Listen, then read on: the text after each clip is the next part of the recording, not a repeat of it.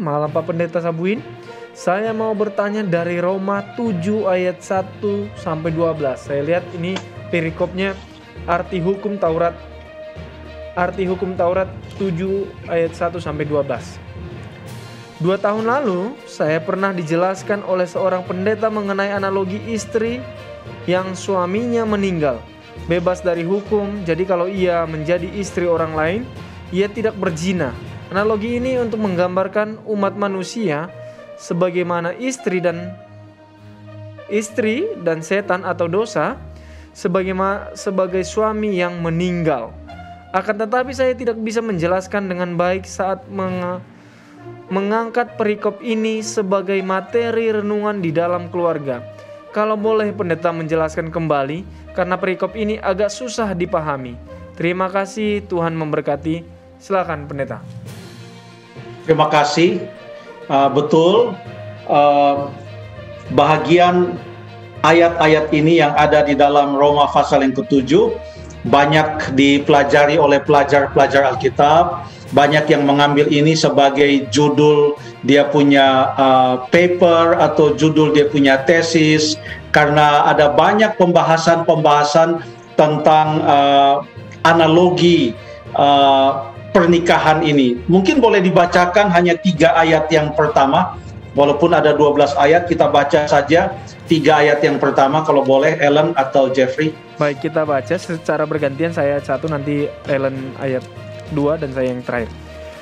Apakah kamu tidak tahu, saudara-saudara, sebab aku berbicara kepada mereka yang mengetahui hukum, bahwa hukum berkuasa atas seseorang selama orang itu hidup. Sebab seorang istri terikat oleh hukum kepada suaminya selama suaminya itu hidup. Akan tetapi apabila suaminya itu mati, bebaslah ia dari hukum yang mengikatnya kepada suaminya itu. Jadi selama suaminya hidup, ia dianggap berzina kalau ia menjadi istri laki-laki lain. Tetapi jika suaminya telah mati, ia bebas dari hukum, sehingga ia bukanlah berzina kalau ia menjadi istri laki-laki lain. Silakan pendeta. Terima kasih. Ini adalah sebuah perumpamaan atau sebuah analogi untuk menerangkan sebuah konsep kebenaran yang sangat penting. Kalau kita baca tadi ayat 1 sampai ayat yang ketiga, intinya adalah seorang perempuan tidak boleh mempunyai 2 suami dalam saat yang sama bersamaan. Kalau ia dalam ikatan pernikahan lalu suaminya masih hidup dan dia menikah lagi dengan laki-laki yang lain, maka dikatakan di sini ia dianggap berzina karena suaminya masih ada, masih punya suami. Suaminya belum meninggal, dia sudah punya suami lagi. Itu namanya berzina. Nah, apa pelajaran yang mau ditekankan dalam firman Tuhan yang dituliskan oleh Rasul Paulus ini berdasarkan analogi tersebut? Ya, boleh mungkin kita mulai dengan beberapa konsep yang sangat mendasar. Contohnya, Tuhan Yesus berkata dalam Matius pasal yang ke-6 ayat yang ke-24. Ya. Seseorang tidak bisa mengabdi kepada 2 tuan, karena ia akan mengasihi yang satu dan membenci yang lain. Itu adalah konsep-konsep kesetiaan yang ditekankan di sini. Ya.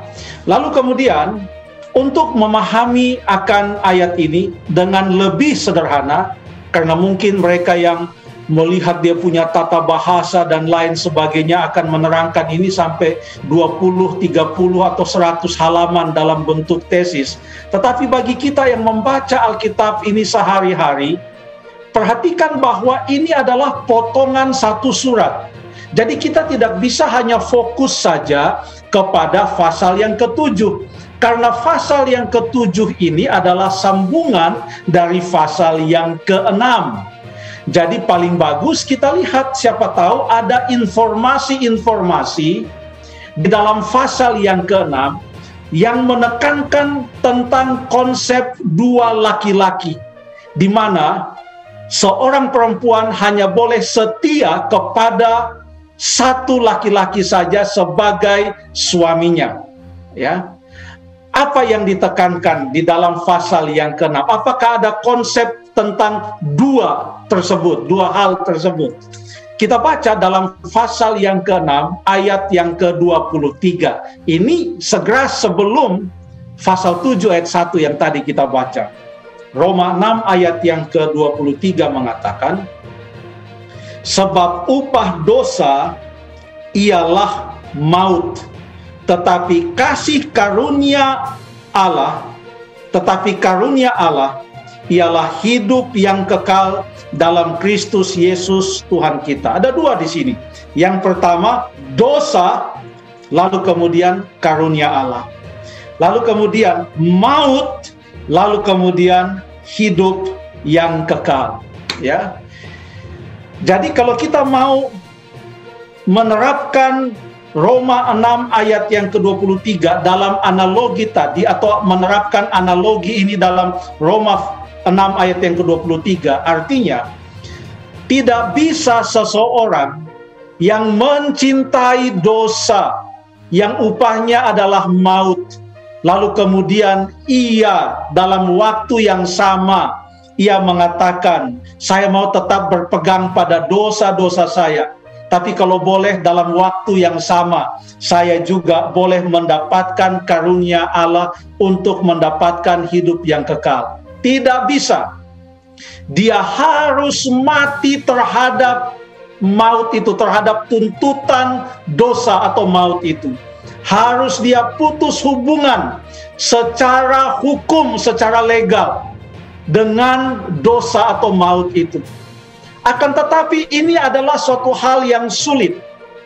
Itulah sebabnya setelah baca pasal yang ke-7 sampai ujung pasal yang ke-7 ini, maka kita boleh melihat suatu pertanyaan yang ditanyakan oleh Paulus dalam ayat 24 dan ayat 25. Aku manusia celaka. Siapakah yang akan melepaskan aku dari tubuh maut ini? Perhatikan, Roma 6 ayat 23 mengatakan upah dosa adalah maut.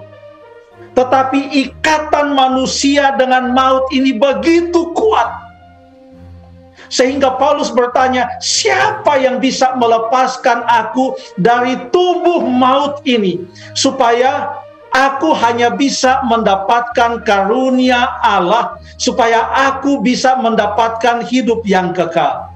Dia jawab dalam ayat yang ke-25, syukur kepada Allah oleh Yesus Kristus Tuhan kita. Perhatikan dikatakan oleh Yesus Kristus Tuhan kita.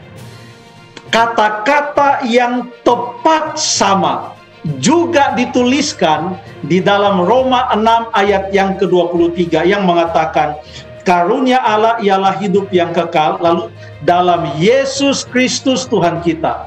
Jadi kalau kita mau lihat analogi tentang perempuan dan suami, lalu kemudian laki-laki yang lain, di mana suaminya harus sudah mati dulu baru bisa dia mempunyai ikatan dengan laki-laki yang lain. Itu sama seperti sebuah sandwich atau sebuah roti lapis lah, kalau mungkin kita boleh katakan, di mana ada roti lapisan di atas, lalu kemudian lapisan yang di bawahnya, di tengah-tengahnya ini segala macam, ada sayurnya, lalu ada tomatnya, ada ketimun dan lain sebagainya yang mungkin orang mau taruh di sana. Nah, kita boleh lihat bahwa penutupnya dan dasarnya ini membantu untuk mencerna dan menikmati isi dari sandwich atau roti lapis ini. Jadi di dalam Roma pasal yang ke-7 ini, pelapis atasnya adalah Roma 6 ayat yang ke-23, lalu alasnya adalah Roma 7 ayat 24 dan 25. Roma 6 ayat 23 mengatakan upah dosa adalah maut, tetapi karunia Allah adalah hidup kekal dalam Yesus Kristus Tuhan kita. Kemudian lapisan dasarnya dalam sandwich ini adalah Roma 7 ayat yang ke-24-25.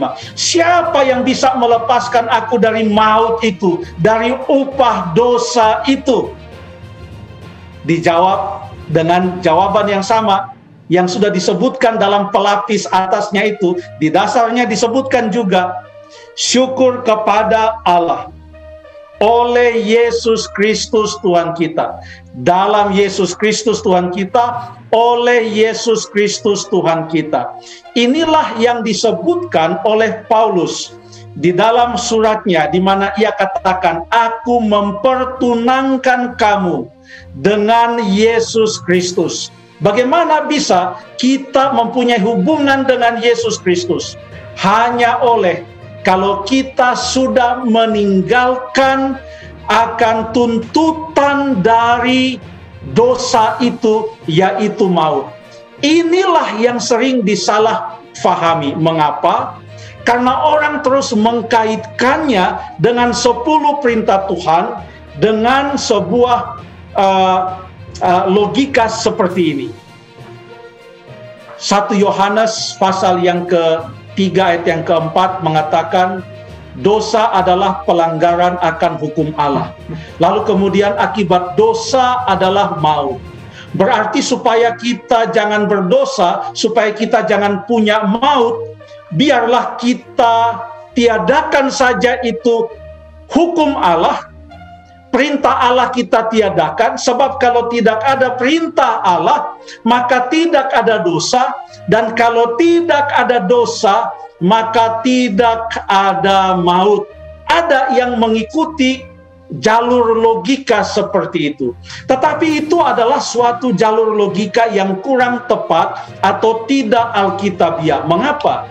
Karena Paulus sendiri ingin memastikan bahwa berpisah dengan dosa bukan artinya meniadakan atau menyepelekan atau meninggalkan 10 perintah Tuhan atau hukum Taurat. Ini dia tekankan di dalam Roma pasal yang ke-7, ya. Roma pasal yang ke-7 tadi, ayat yang ke-7, dia katakan, jika demikian, apakah yang hendak kita katakan? Apakah hukum Taurat itu dosa? Sekali-kali tidak. Sebaliknya, justru oleh hukum Taurat itu aku telah mengenal dosa. Karena aku tidak tahu apa itu keinginan kalau hukum Taurat tidak mengatakan jangan mengingini. Jadi kita bersyukur karena ada 10 perintah Tuhan. Karena dengan 10 perintah Tuhan itu kita tahu mana yang dosa, mana yang tidak. Dan kalau kita tahu bahwa kita berdosa, dan dosa itu mengakibatkan maut, kita harus memahami bahwa bukanlah 10 perintah itu yang akan menyelamatkan kita. Yang menyelamatkan kita adalah sudah disebutkan tadi, dalam Yesus Kristus Tuhan kita, kasih karunia Allah. Itu yang menyelamatkan kita. Pada waktu Yesus sudah menyelamatkan kita, di dalam kasih karunia Allah yang kita terima itu, maka bila mana kita berdiri di hadapan 10 perintah Tuhan itu, maka yang kita lihat bukan lagi maut, tapi yang kita lihat di sana adalah tabiat Kristus. Karena kita sudah diselamatkan oleh Tuhan, maka kita akan berjalan bersama-sama dengan Tuhan. Kita tidak terikat lagi dengan maut, tapi sekarang kita terikat dengan Yesus Kristus, di mana hasilnya adalah keselamatan atau hidup yang kekal itu. Jadi itu yang dimaksudkan dalam analogi perempuan atau istri dengan laki-laki dan laki-laki yang lain lagi. Sebagai suami dan suami, ada jinah dan lain sebagainya yang sudah disebutkan di dalam Roma 7 ayat 1-3 tadi. Terima kasih.